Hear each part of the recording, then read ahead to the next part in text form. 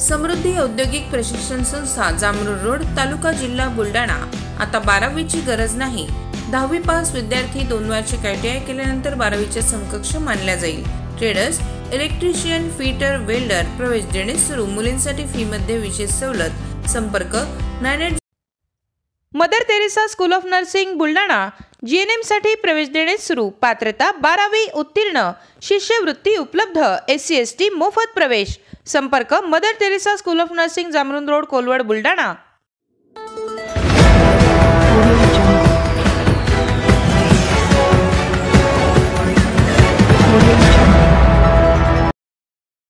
आमदार संजय गायकवाड यांनी वादग्रस्त विधानावर केली दिलगिरी व्यक्त।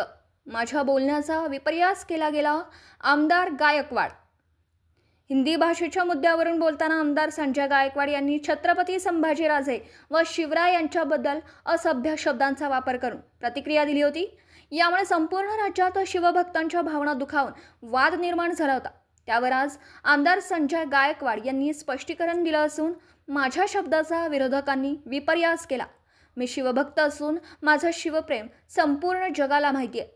तरी देखील माझ्या वक्तव्यामुळे शिवभक्तांच्या भावना दुखावल्या गेल्या असतील, त्यांची मी दिलगिरी व्यक्त करतो आणि माझा शब्द मागे घेतो, असं आमदार संजय गायकवाड यांनी म्हटलंय। पूर्वी लातूर येथील हडोळती येथील अंबादास पवार या शेतकऱ्यांच्या परिवाराला मी मदत करण्याकरता गेलो आणि त्या ठिकाणी मीडियाने मला महाराष्ट्रात चालू असलेल्या हिंदी आणि मराठी वादावर प्रश्न केला, ज्यामध्ये मी त्यांना सांगितलं की या राज्याचे दुसरे छत्रपती छत्रपती संभाजी महाराज यांना 16 भाषा अवगत होत्या। 16 भाषा त्यांचं प्रभुत्व होतं।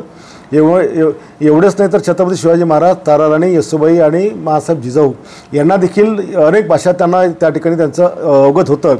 परंतु माझ्या प्रश्नाचं उत्तर जे होतं ते प्रश्नार्थक आणि उद्गारवाचक होतं, ज्याचा विपर्यास केला गेला। अनावधानाने त्याचा अर्थाचा अनर्थ केला गेला आणि म्हणून विरोधकांनी त्याचं राजकारण करण्याचा प्रयत्न केला। छत्रपती संभाजी महाराज आणि शिवाजी महाराज माझ्या रक्ताच्या थेंबात, त्यामुळे विरोधकांनी किती उलट्या बोंबा केल्या असतील तर त्यांनी हे समजून घ्यावं की आमची शिवनिष्ठा किती मोठी आहे। हा जो शब्द चुकून माझा बाहेर पडला त्याबद्दल ज्या शिवभक्तांच्या भावना दुखावल्या असतील तर हा शब्द मी त्या ठिकाणी मागे घेत आहे। त्या शब्दाबद्दल मी दिलगिरी व्यक्त करीत आहे।